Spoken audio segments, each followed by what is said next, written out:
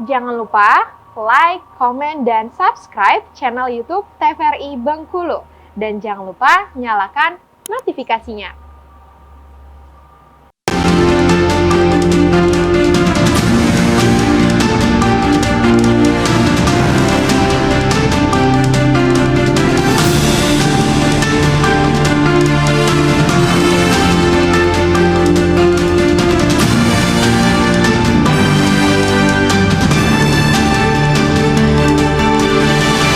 Ya, terima kasih pemirsa TVRI Bengkulu, Anda kembali menyaksikan Berendo bersama saya Afriko Zuhri.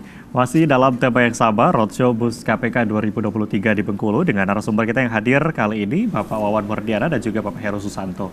Nah, tadi bicara soal inovasi dan juga program gitu ya. Ini inovasi menjadi satu hal yang menarik, apalagi tadi disampaikan oleh Pak Heru ya, untuk Bengkulu sendiri ini sudah ada program tadi memang ya. Nah, sebenarnya kalau kita bicara inovasi yang sudah dilakukan oleh KPK sendiri ada apa aja nih Pak? Mungkin hal-hal menarik gitu ya. Ya, sampai saat ini untuk tadi ya, untuk meningkatkan awareness di sini, salah satunya kan KPK juga kewenangannya adalah pada penyelenggara negara. Yeah. Nah, selama ini yang mungkin belum pernah tersentuh, gitu kan sini ya.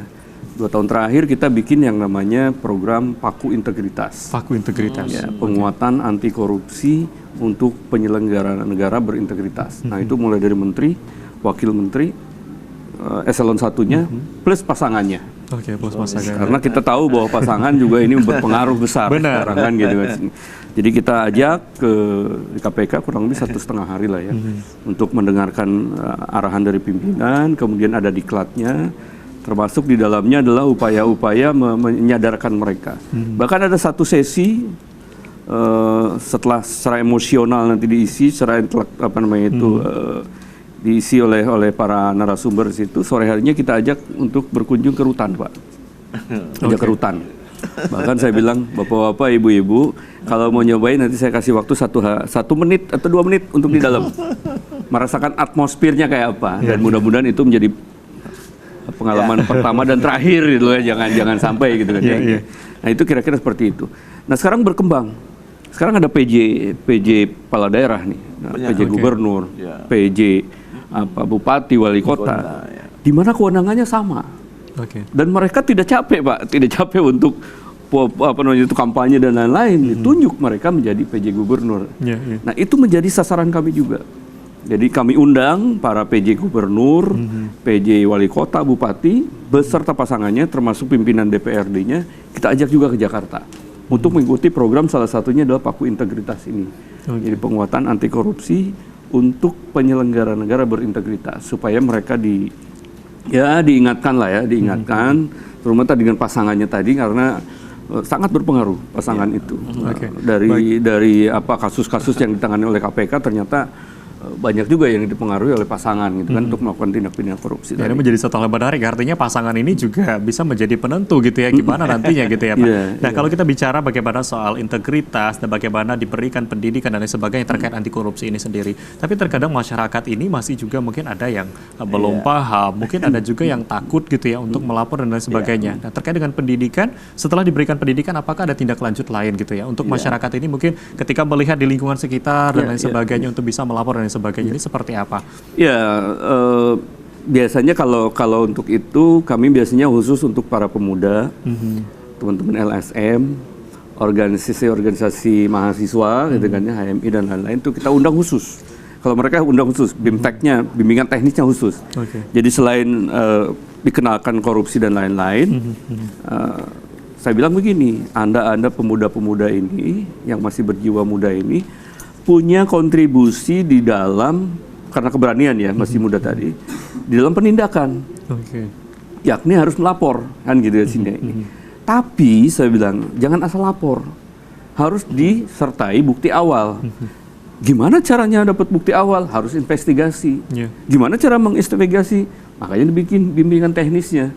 Jadi anak-anak muda tadi itu biasanya seharian ya, dari pagi sampai sore kita berikan bimbingan teknis mengenai teknik investigasi dan lain-lain ini sini, supaya mereka nanti kalaupun melaporkan tuh ada bukti awal gitu sini. Dan saya bisa katakan begini, saya bilang ke teman-teman, setelah pulang dari sini Anda harus menandatangani komitmen. bahwa hasil dari BIMTEK ini Anda akan ya membuat sesuatu lah, apa rencana aksinya membuat apa sih? Ada aksi lah gitu. Aksinya apa? Dan ternyata begitu saya tanya ke direkturnya, ke satgasnya itu kan, gimana? Beberapa tempat sudah dilakukan ini, apa reaksinya? Gitu kan, ya. Ya tapi nggak mungkin seminggu 2 minggu, gitu kan ya. Kita tunggu dalam 1 semester. Nah, ternyata dahsyat di sini. Dahsyatnya itu ternyata pelaporan dari daerah-daerah yang sudah kita berikan BIMTEK tadi itu meningkat. Oh, justru meningkat. Nah, gitu. saya cek ke Dumas kan, meningkat. Lalu meningkatnya dari kualitas atau kuantitas kan gitu isinya. Oke, dari kuantitas meningkat. Kualitasnya gimana? Jangan sampai tadi asal lapor aja kan gitu. Benar, nggak ada bukti. Yang penting saya udah laporan, gitu kan. Nggak mungkin, nggak boleh saya bilang kan kayak gitu. Makanya kemudian kita lihat tahun 2021 yang lalu dari Dumas, dari pengaduan masyarakat masuk ke penyelidikan itu 7%. Hanya 7%. Ada 7%. Yang dari Dumas tadi masuk ke situ. Hasil BIMTEK kami dengan beberapa lokasi tempat dan lain-lain itu meningkat 8%. Berarti ada peningkatan 1% pelaporan yang berkualitas. Ya, artinya ada peningkatan gitu ya. Padahal memang anak muda juga berperan di sana. Baik, kita akan angkat telepon terlebih dahulu. Halo, dengan siapa di mana? Halo. Assalamualaikum. Ya, halo, waalaikumsalam. Dengan siapa di mana? Dengan Pak Edi Bentiring. Oke, dengan Pak Edi di Bentiring. Baik, Pak Edi, silakan. Mau tanya dengan Pak Deputi. Ya. Kita ketahui kan Bengkulu tadi itu dipilih ya. Artinya untuk pertama kali roadshow mobil KPK. Kenapa Bengkulu dipilih? Yang pertama. Terus yang kedua, setelah dilakukan roadshow ini, mungkin apa poin yang diharapkan dari Provinsi Bengkulu? Ya. Seperti itu. Mungkin itu saja dulu Pak ya. Oke, baik, terima kasih Pak Edi dari Bentiring. Assalamualaikum. Waalaikumsalam. Baik, mungkin ini ke Pak Deputi dulu, mungkin bisa dijawab Pak berkaitan dengan kenapa Bengkulu dipilih untuk roadshow KPK dari yang dilakukan dan juga apa sih poin yang diharapkan nanti? Kenapa Bengkulu nomor 1 gitu kan? Kenapa nggak Aceh gitu kan? Benar. Jadi gini, tahun yang lalu itu setelah pandemi ya, tahun yang lalu itu kita mulai dari Sumatera Selatan. Palembang, Prabu Muli gitu kan sini. Lalu ke Lampung. Oke. Ada metro, kemudian ada Bandar Lampung, kemudian ke Kalianda. Habis itu ke Banten tuh. Ke Banten, Serang kayak gitu ya. Terakhir Jakarta kan. Selesai tahun yang lalu. 2022. Tahun 2023 ini kita ingin menuntaskan di Sumatera. Target saya teman-teman. Pokoknya tahun 2023 itu di Sumatera. Oke. Berarti Sumatera yang belum mana? Habis Sumatera Selatan yang Bengkulu dong. Habis Bengkulu nanti ke Jambi. Semata-mata ini karena ya jalurnya aja gitu kan. Kenapa nggak dari Bengkulu nggak ke Aceh gitu kan? Atau dari misalnya sesuai dengan abjad dari Aceh dulu baru ke Bengkulu. Aduh jauh bener bilang kan. Ini bukan pesawat terbang gitu kan. Ini mobil gitu kan ya. Kita buat sedemikian rupa supaya jalannya mobil itu ya menyusurinya bagus lagi. Itu. Nah tahun ini sebelum ke Sumatera ke sini Bengkulu, sebetulnya kemarin sejak Mei sampai bulan Juli itu kita bikin yang namanya di Car Free Day di Jabodetabek. Jadi setiap minggu itu kita hadir di Jabodetabek ya. Ini sebagai pemanasan gitu kan, sebagai pemanasan teman-teman. Ayo pemanasan tiap minggu kita akan hadir di Jabodetabek. Ternyata luar biasa, gitu kan. Sambutan masyarakat sangat luar biasa. Dan tadi kolaborasi dengan teman-teman di di pemerintah daerah itu sangat baik gitu kan. Ini alhamdulillah. Jadi kenapa Bengkulu? Ya habis Sumatera Selatan ke Bengkulu. Untuk poinnya nih apa kenapa? Untuk poinnya sendiri seperti apa nih yang diharapkan mungkin yang ingin dicapai gitu dari Bengkulu ini sendiri? Ya harapannya begini, di setiap tempat pun termasuk Bengkulu tentunya. Ini bus ini kan cuma 4 hari, paling nggak seminggu di sini gitu.